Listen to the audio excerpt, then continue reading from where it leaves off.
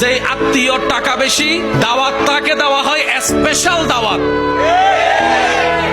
আর যতই কাছের রক্তের হোক না কেন, যদি টাকাওয়ালা না হয়, দাওয়াতও তেমন ভালো করে পাই না, মেহমানদারিও তেমন ভালো করে পাই না, খাবার খেয়েছি কি খাই নাই সেইটাও জিজ্ঞেস করার কেউ থাকে না।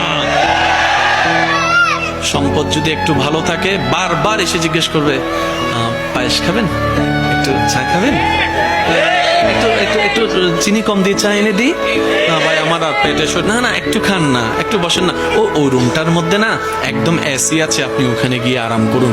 ওই দূরের আত্মীয়টা।